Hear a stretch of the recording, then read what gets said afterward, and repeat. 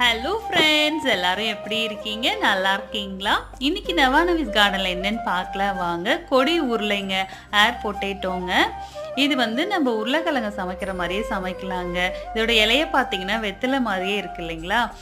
உருளைக்கிழங்குல எப்படி நம்ம சிப்ஸு, பூரிக்கு மசால் வறுவல் பண்ணுவோம் இல்லையா? அதே மாதிரி பண்ணலாம். பறிச்ச உடனே பண்ணக்கூடாதுங்க. கொஞ்ச நாள் வச்சு பண்ணோம்னா வழுவழுப்பு தன்மை இருக்காது. இப்போதாங்க நிறைய பிஞ்சுகள் அங்கங்கே போட்டிருக்கு. இங்கே பாருங்க, குட்டியாக இருக்கு இல்லையா? இதுதான் கொடி உருளையோட பிஞ்சு. இது இந்த தோரணம் மாதிரி இருக்கிறது தாங்க கொடி உருளையோட பூ. இது அங்கங்கே நிறைய தோரணங்கள் மாதிரி வந்த உடனே நமக்கு பிஞ்சுகள் வைக்க ஆரம்பிக்கும். கிழங்கு பார்த்தீங்கன்னா ஒரு கிழங்கு 1/2 கிலோ 1 கிலோவில் கூட வருங்க. அவ்வளோ பெருசு கூட காய்க்குங்க. இது வந்து நம்ம ஈஸியாக மாடி தோட்டத்துலேயும் வீடு தோட்டத்துலேயும் வளர்க்கலாங்க. ரொம்ப சத்தான காய்ங்க. இதெல்லாம் பழைய காலத்தில் இருந்தது. இப்போ மீட் எடுத்து திரும்பவும் வளர்த்துட்டு இருக்கோங்க. ஒரு வாட்டி இது பயிர் பண்ணாலே போதும், திரும்ப திரும்ப அந்த கிழங்கு வச்சு பயன்படுத்திக்கலாம். பார்க்க இந்த மாதிரி தாங்க இருக்கும். தேங்க்ஸ் ஃபார் வாட்சிங்.